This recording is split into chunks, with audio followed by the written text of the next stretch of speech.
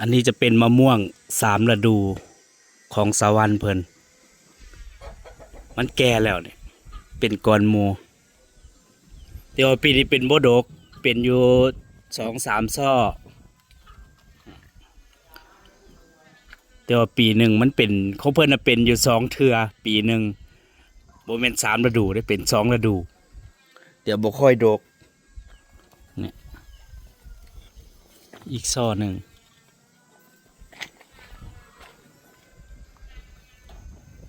เอาไว้กินสุก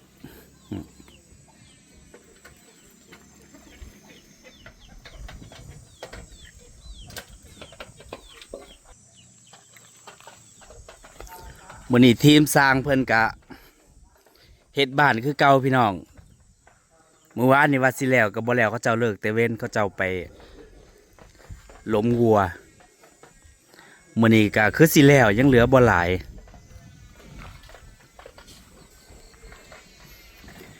สวัสดีท่านผู้ชมสบายดีตอนสายๆพี่น้องจ๋าตอนนี้จะ10 โมงแล้วเหตุงานแป๊บเดียวเดี๋ยวกับพักเที่ยงกินข้าวอีกแล้วอันนี้จะเป็นมะม่วงใหญ่เพิ่นมะม่วงโลปีนี้ก็เป็นบ่ค่อยหลายบ่ค่อยดกมันหล่นน้ำเนี่ยงาก็สิหัก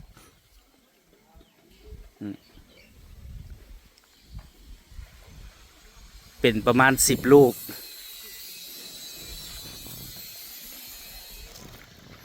อากาศย้ำมื้อเช้าหรือว่าช่วงสายๆก็สิลมเย็นๆแน่ตกมาช่วงบ่ายก็อยากร้อนเนาะแต่ละมือก็แดดฝนบ่ตกส่วนใหญ่ฝนก็ไปตกกับทั้งเหนือทั้งเวียงจันทน์พุ่นบอนที่เขาเจ้าบ่เฮ็ดให้เฮ็ดนาแถวบ้านบ่มีก็อยากให้มันตกอยู่เด้พี่น้องคำฝนตกอากาศก็คือซื่อเย็นหญ้าก็คือสิปงเบิ่งในขวยจิโปมเนี่ยอันนี้มีแต่ขวยจิโปมเลยพี่น้องบ่แม่นมันตายเบิดแล้วบ่ถ้าฝนบ่ตกแล้วมันก็ตายเด้ดินมันร้อนดินมันแห้งแล้วก็บ่มีอาหารเนาะปกติมันสิกินหญ้าขวยจิโปมหลายพุ่นขาวๆน่ะแม่นเบิด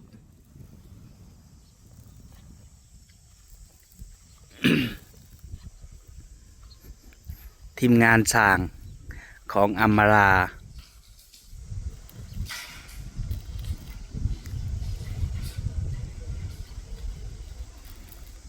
อยู่ในระหว่างทำโครงหลังคาแต่เขาเจ้าก็เสื่อม2 คนพูดดิอยู่บนหลังคาน่ะเครื่องเสื่อม2แต่มื้อนี้ก็น่าสิแล้วมื้อนี้เนาะพอยังเหลือแต่วางโครงเล็กๆน้อยๆเจ้าของบ้านก็จักไปใส่มื้อนี้ปกตินางก็สิเตรียมอาหารเที่ยงเด้ไว้ให้เขาเจ้าแต่ละมื้อใดบ่อยู่ก็ให้เขาเจ้าเฮ็ดกินเองเอาบ้านบ่ทันแล้วคือมีประตูมาลงท่าแล้วบ้านประตูวงกบ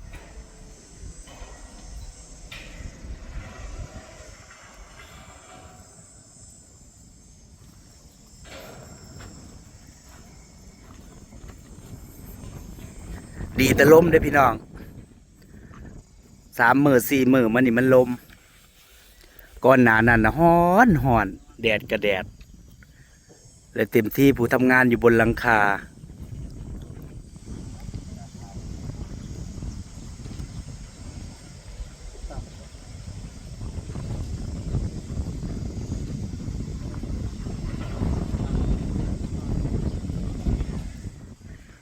ทำงานชิวๆมันคือหน้าที่คำว่าหน้าที่บ่เฮ็ดบ่ได้เด้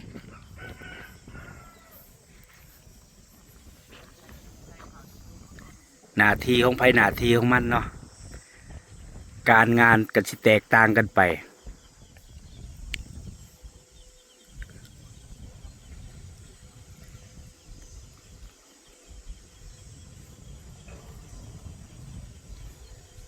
อันนี้จะเป็นทีมสร้างของอัมมาลา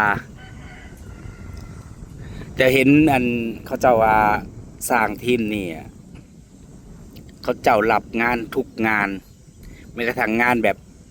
งานวัดงานโบสถ์เขาเจ้าก็รับเฮ็ดแสดงว่าเป็นสร้างที่แบบละเอียดเนาะเรื่องแกะสลักเรื่องนู่นนี่นั่นเพราะว่างานวัดนี่ส่วนใหญ่เนี่ยสิเฮ็ดแบบถ้าไผบ่เก่งเฮ็ดบ่ได้เด้เพราะเอกลักษณ์และสไตล์ของวัดมันก็สิบ่คือบ้านอยู่แล้วเนาะแต่ว่าทีมสร้างนี่ก็ค่อนข้างแบบเป็นทีมวัยรุ่นแน่เด้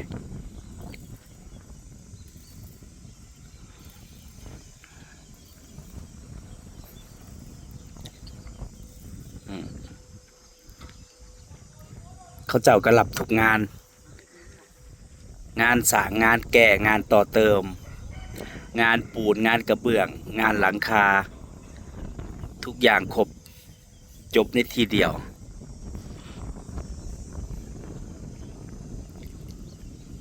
แต่ได้ยินเขาเจ้าว่าบ้านทรงนี่นะมันสิง่ายกว่าโมเดิร์นว่าฉันว่า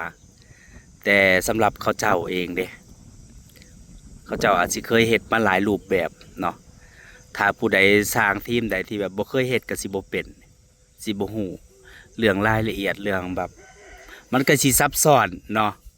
ขนาดหลังคาเนี่ยมันยังทรงจั่วแบบแล้วก็มีหลังที่แบบไกวตรงกลางจังซี่นะมันสิเป็น3หลังเลยเด้แต่ว่ามันเชื่อมเป็นหลังเดียวบ่คือโมเดิร์นเนี่ยมันเป็นหลังเรียบปูยาวเลยบ่ได้มีการชิกแชกหยังเนาะอันนี้หลังคาก็ต้องแบบตัดเล็กก็ต้องแบบหลายชิ้นส่วนอ่ะต้องวัดแทกแบบถ้าบ่เก่งจริงมันสิบ่ออกมาดีได้บ้านทรงนี่บ่ว่าสิเป็นด้านหน้าด้านหลังด้านข้างแค่เห็นหลังคามันยังซับซ้อนแล้วตัวบ้านเฮือนมันแต่งสไตล์บ่แม่นแบบโมเดิร์นเด้มันก็สไตล์ทรงของมันเองเนาะ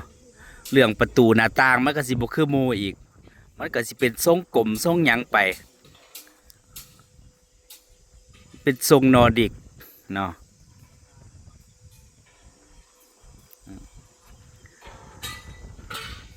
ผู้วัดก็วัดแล้วก็ตัดเล็กพร้อม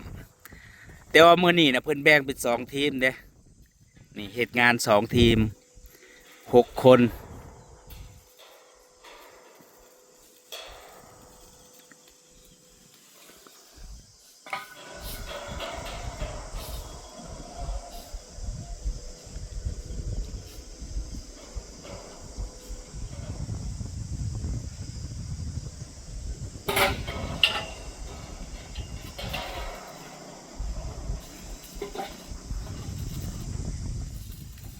ส่วนใหญ่บ้านยุคดีสมัยนี้เขาก็เจ้าก็นิยมแต่โครงเหล็กเนาะแบบใหม่เนี่ยสิบ่มีแล้วถ้าเป็นบ้านสมัยใหม่นอกจากแบบบ้านเก่าๆอ่ะเนี่ยอันนี้ก็บ้านหลังเก่าแต่ว่าไม่เฮ็ดใหม่ก็เลยใส่อันเก่าโครงใหม่เก่าเพราะว่าบ่อยากเสียดายใหม่เนาะบ้านหลังนี้ก็ยังรออันสร้างอยู่แต่บ่ฮู้ว่าสิเป็นสร้างทีมนี้บ่ถ้าเขาเจ้าว่าง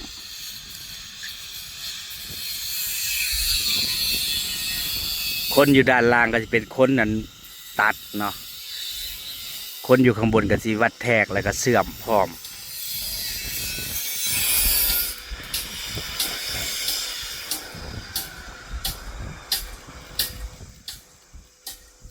การเทศงานเป็นทีมนี่มันต้องเข้ากันเด้พี่น้องบ่แม่นว่าสิส่วนใหญ่คนบ่เป็นมันก็สิมายากหมู่อีกว่าเลยต้องเป็นคนเก่งที่แบบอยู่น้ำกัน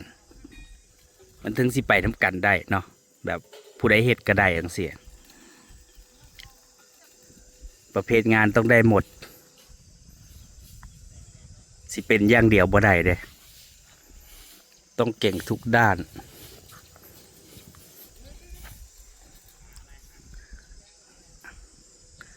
3 คนนี่สิเป็นทำงานตรงนี้อีก3 คนน่ะหุ่นเฮ็ดแท่งน้ำพี่น้องแท่งน้ำกับกอยังเรียบร้อยแล้ว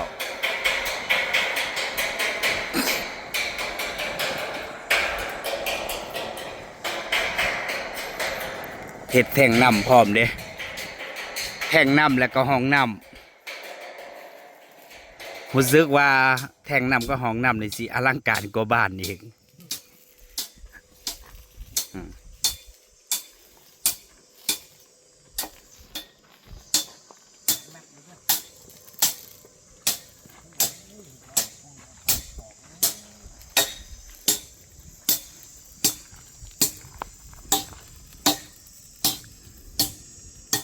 ด้านล่างสิเป็นห้องน้ำข้างบนก็สิเป็นแท่งน้ำ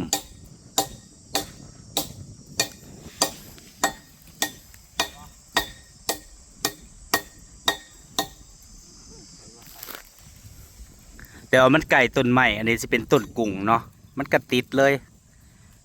แต่ว่าบ่ออกก็บ่ได้เด้เดี๋ยวฤดูฝนฟ้าลมมาเนี่ยกับต้นไม้คนอีก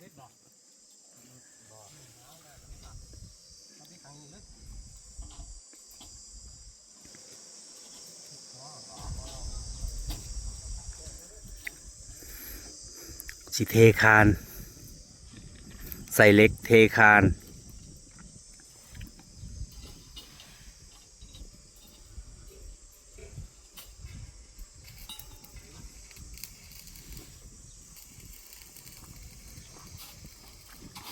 ทคานแล้วก็เทคานข้างบนอีกเด้มัดโค้งเหล็กแล้วก็เทคานข้างบนอีกแล้วก็เฮ็ดเป็นแท่งน้ำข้างบนใส่แท่งแล้วข้างบนอีกก็ต้องใส่หลังคาอีกได้บัดนี้มันหลายอย่างหลายขั้นตอนแต่ว่างานก่อสร้างนี่ก็ต้องละเอียดเด้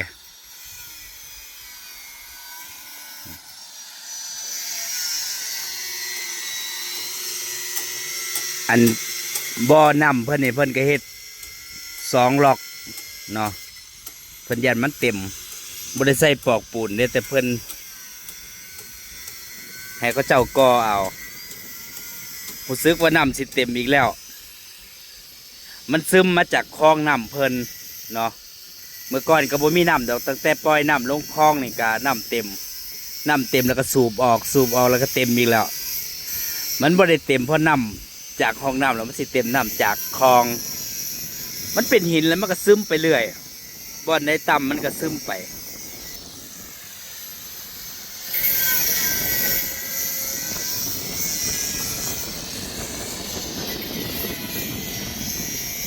ขนาดคลองน้ำมันก็พุ่นอ่ะเพิ่นปล่อยน้ำใส่คลองน้ำเพิ่นปล่อยซุมื้อปล่อยอยู่เบิดมื้อแต่มันบ่เต็มนี่ก็ยังบ่ทันได้เต็มอยู่มันก็ซึมถึงว่าสิใส่ผ้ายางก็ตามเพราะว่ามันก็มันมีบ่อนที่มันซึมเนาะบ่อนเขาเจ้ากินข้าวก็อยู่ตรงนี้ล่ะแต่ละมื้อ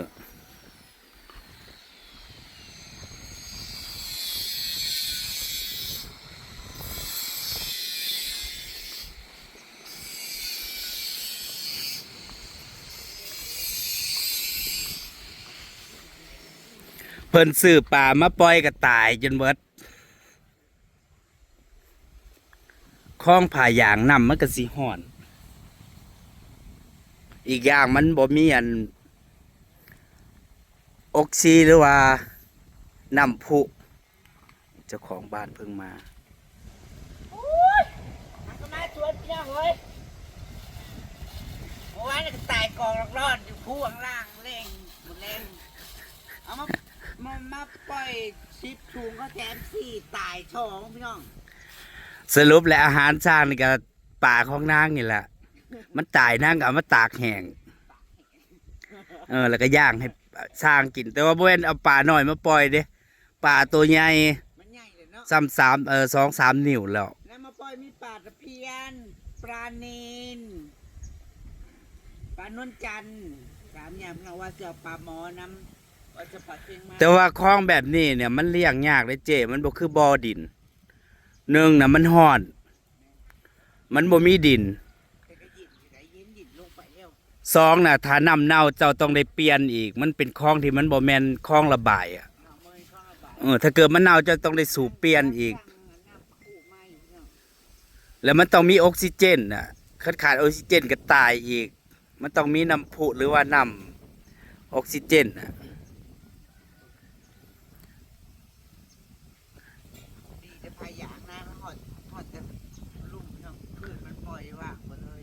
อ๋อแสดงว่าพายางนี่ก็อันปูแต่ข้าง ดึงแต่ข้างๆขอบว่าอย่ามันเจือ ๆแต่ว่าตรงพื้นนี่ยังปล่อยเป็นดินธรรมชาติ ของบ่อออยนะปูเบิดแต่ว่ามันหัวจะใช้บอนของหน้าเพราะติ่มโจโลอยู่เดี๋ยวนี้ ว่าแต่ยังห้องน้ำเขาห้องน้ำเจ้าก็เต็มย่อนน้ำนี่ล่ะ มันดินบางเห็นแล้วมันก็ซึมไปเรื่อย ถ้าบ่วางแผนหรือว่าวางระบบดีนะคือแบบยากเด้ประเภทพวกคลองเนี่ยเนาะบ่มีก็เคยไปเบิ่งงานเด้พี่น้องบ่แม่นว่าสิเว้ามั่วๆเด้เคยเห็นบ่อยู่สนามหลวง2บ่มีเคยไปมาเบิ่งเขาเจ้าเฮ็ดเป็นคลองใส่ไก่แต่ว่าปลูกต้นมะพร้าวรอบๆอ่ะแต่เขาเจ้าบ่ได้ปลูกพะยางป่าหลายปลูกต้นมะพร้าวริมคลองกับเป็นหมากดกสนามหลวง2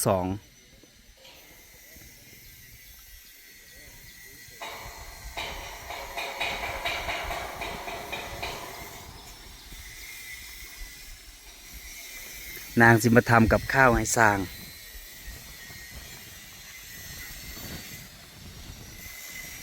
ดีแต่มันล่มเลยพี่น้องกะยังบ้านในห่อนเนาะถ้าสิเป็นห่อนก็ส่วงบ่ายส่วงพุ่นแหละบ่ายแก่ๆนี่อาหารของสร้าง ตากปลาแห้งปลาย่างซื้อปลามาแล้วพอตายทอดกินก็ตำมักทั่วเสย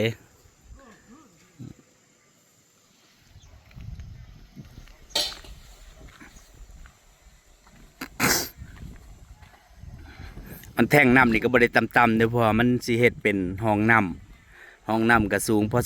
สมควรเนาะแท่งน้ำอีก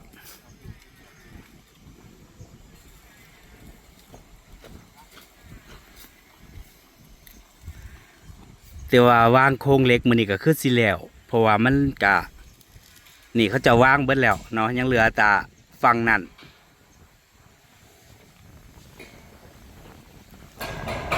แล้วก็สิได้มุงหลังคาแต่ว่าการทำงานของเขาเจ้าก็แบ่งเป็น2 ทีมเนาะก็สิบ่ได้เสียเวลาถ้าแล้วก็คือแล้วเบิดเดี๋ยวรอเบิ่งพี่น้องว่าเพิ่นแล้วเดี๋ยวเพิ่นสิไปรับงานใช้ต่ออีกได้ยินว่าก็มีงานแถวนี้แหละก็สิมีคนจ้างต่ออยู่เรื่องตกแต่งบ้านชาววันนี่ก็เพิ่นบอกว่าคันสร้างทีมนี้ว่างก็สิจ้างสร้างทีมนี้ต่อเนาะตกแต่งที่ว่าแต่งขอบข้างนอกประตูหน้าต่างประมาณนั้นแต่ว่างานเขาเจ้าก็หลายเด้บ่ได้ว่างเลยเนาะเขาเจ้าก็หางานไว้แบบว่าพอไก่สิแล้วก็หางานไว้แบบมีงานติดต่อมาก็รับไปสิไปเรื่อยๆ